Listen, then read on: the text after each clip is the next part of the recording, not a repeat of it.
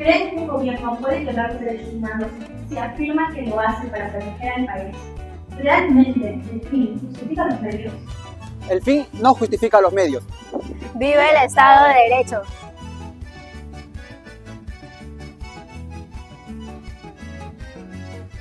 La madrugada del 18 de julio de 1992, 9 estudiantes y un profesor de la Universidad Nacional de Educación, Enrique Guzmán y Valle, conocido como La Cantuta, fueron secuestrados y posteriormente asesinados por miembros del Grupo Colina. Lo que en un inicio se trató de mantener en silencio, terminó convirtiéndose en uno de los casos más emblemáticos de la violación a los derechos humanos de la historia del Perú. Años después, las investigaciones demostraron la responsabilidad del Estado y la necesidad de mantener la verdad, la justicia y la reparación de las víctimas y sus familiares. Pero para entender por qué ocurrió este hecho, es necesario mirar el camino que recorrió el país durante las décadas anteriores. Diversas reformas transformaron la organización económica y social del Perú con el propósito de reducir las desigualdades. Sin embargo, muchos de esos cambios también dejaron problemas que no llegaron a resolverse por completo.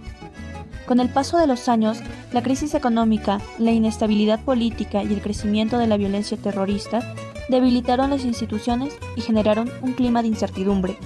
En ese contexto, gran parte de la población comenzó a respaldar medidas cada vez más estrictas para recuperar el orden. Cuando el terrorismo empezó a perder fuerza y el país inició una etapa de recuperación económica, también se consolidó una fuerte concentración del poder. La prioridad por restablecer la seguridad hizo que, en algunos casos, se vulneraran derechos fundamentales. El caso Masacre a La Cantuta representa una de las consecuencias más graves de ese periodo y nos recuerda que la paz y la seguridad solo pueden construirse respetando la democracia, la justicia y los derechos humanos. Pero para comprender cómo se llegó a este desenlace, es necesario reconstruir una cadena de hechos de aquella masacre, conocida también como la Masacre de La Cantuta. Desde el inicio del conflicto armado interno, la gran mayoría de universidades nacionales fue blanco constante de reclutamiento por parte de Sendero Luminoso y el MRTA, lo que generó sospechas hacia los universitarios, vistos como posibles integrantes de dichos grupos. Como consecuencia, durante 1991, el ejército intervino varias universidades nacionales, entre ellas La Cantuta, estableciendo un control militar permanente. Este control se agravó cuando el 21 de mayo de 1991, una visita del presidente Alberto Fujimori terminó en un enfrentamiento con los estudiantes, quienes lo obligaron a retirarse humillado del campus. Al día siguiente, las Fuerzas Armadas tomaron el control total de La Cantuta e impusieron un toque de queda nocturno que se mantuvo hasta el momento del crimen.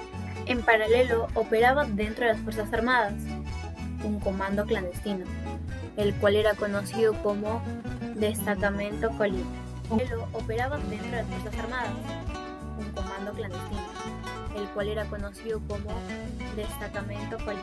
Con conocimientos de altos mandos militares y sin ningún control civil, esta impunidad le permitió actuar libremente, cometiendo su primer crimen conocido en Barrios Altos. En noviembre de 1991, donde asesinó a 15 personas en una reunión vecinal, sin recibir sanción alguna. El detonante final llegó el 16 de julio de 1992, cuando Sendero Luminoso detonó un coche bomba en la calle Tarata, matando así a 22 y a 9 estudiantes más, quienes fueron ejecutados y ocultados en fosas clandestinas. Esta combinación de impunidad y control absoluto creó el escenario perfecto para el crimen. Sus consecuencias fueron igual de graves en lo judicial. En 1995, el gobierno de Fujimori promulgó 2 leyes de amnistía que liberaron a los responsables y cerraron toda la investigación. Esto dejó a los familiares sin justicia, hasta que en el 2001 la Corte Interamericana determinó que dichas leyes eran incompatibles con la Convención Americana y no tenían efecto jurídico, reabriendo el caso. Esto permitió que en el 2006 la Corte Interamericana determinara la responsabilidad del Estado peruano por las violaciones cometidas. Sin embargo, hasta hoy, varios responsables no han sido juzgados ni se han recuperado todos los restos, por lo que los familiares siguen exigiendo el cumplimiento total de las reparaciones. Más allá de lo que registran los documentos, las fechas y los datos oficiales, la historia se escribe a través de quienes la padecieron y la construyeron día a día. Para entender cómo se sintió realmente vivir este periodo, escuchamos los testimonios de 2 personas que guardan en su memoria los recuerdos vivos de aquella época. Bueno, profesora iluminada, muy buenas tardes. Sabiendo que usted ha estudiado en la Universidad UNE, popularmente conocido como La Cantuta, nos gustaría saber en qué contexto se ha dado esta masacre a los alumnos y al docente. Ocurrió porque en 1991 el grupo Colina ya había tomado la universidad y en 1992 han sido pues 9 estudiantes más un profesor secuestrado, asesinado por el grupo militar Colina, comandado por el presidente Alberto Fujimori. Entendemos, profesora. Bueno, ahora nos gustaría saber de cómo estas circunstancias o esta coyuntura afectó en sus estudios y en su vida. En mi vida personal sembró un miedo.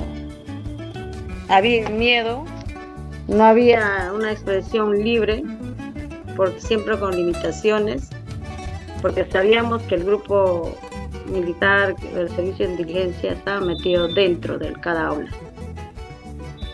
En ese sentido, había trabajos de equipo, no nos podíamos darnos una opinión libre de principio, ¿no? Sino que siempre teníamos que limitarnos y hablar de manera general. Como estudiante de San Marcos y llegado a estudiantes de la Universidad Enrique Guzmán y Valle, ¿cómo vivió el contexto de aquella época?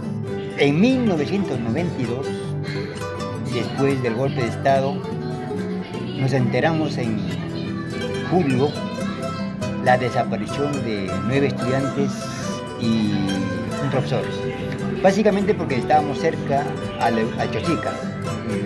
Nosotros teníamos conocimiento de la área geográfica, vivíamos por ahí cerca. Y teníamos contacto con algunos jóvenes estudiantes de La Cantuta, que también en gran medida vivían por Huaycán, bastantes.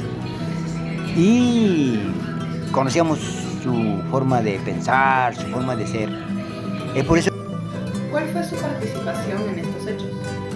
Para nosotros fue algo impactante, que de una forma tan cruel,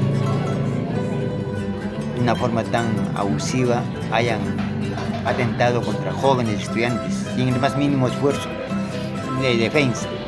Por eso ya después también nos organizamos pidiendo primero encontrar y saber los hechos. Hicimos vigilias, hicimos marchas con los familiares, con sus familiares. Fuimos al Palacio de Justicia, al Congreso, porque nos sentíamos un poco casi, que digamos, afines en el pensamiento así de las luchas en el barrio, porque La Cantuta es en Chosica, un lugar que está cerca del pueblo, cerca, muy cerca. El caso de La Cantuta no fue un hecho aislado, fue el claro resultado del control militar absoluto, de la estigmatización estudiantil y de, sobre todo, la impunidad estatal. Este quiebre democrático se desató a través de 3 momentos clave que definen su impacto histórico. El primero de ellos fue el escenario y el detonante, la intervención militar en las universidades nacionales, motivada por la infiltración terrorista. Transformó los centros de estudio en zonas de sospecha, tras la expulsión del presidente Fujimori del campus universitario y el brutal atentado en la calle Tarata en el año 1992. El Estado optó por la vía de la guerra sucia. El destacamento Colina, un grupo paramilitar que operaba con el aval de los altos mandos militares, secuestró y ejecutó de manera clandestina al profesor Hugo Muñoz y a 9 estudiantes. El segundo momento fue la impunidad institucionalizada. La gravedad de este crimen no terminó en las fosas clandestinas. El verdadero agravio a la justicia se consolidó en 1995, cuando el propio gobierno promulgó leyes de amnistía diseñadas específicamente para liberar a los asesinos y sepultar toda la investigación. Durante años, el Estado utilizó su poder normativo para blindar a los criminales, dejando a los familiares de las víctimas en un desamparo absoluto. Finalmente, el tercer momento es el legado internacional y la deuda que sigue vigente. El quiebre de este muro de silencio llegó desde el exterior. La histórica sentencia de la Corte Interamericana en el año 2001, que declaró inválidas las leyes de amnistía por ser incompatibles con los derechos humanos, marcó un precedente mundial. Esto permitió reabrir el caso y condenar a los máximos responsables del régimen. Sin embargo, la herida sigue abierta. A más de 3 décadas de la tragedia, el caso de la Cantuta nos recuerda que la defensa de la seguridad jamás puede justificar el terrorismo de Estado. Mientras existan responsables prófugos y restos sin recuperar, la justicia peruana seguirá en deuda. La memoria de la Cantuta no es solo el recuerdo de un crimen, es la exigencia permanente de dignidad para que esta barbarie nunca más se repita.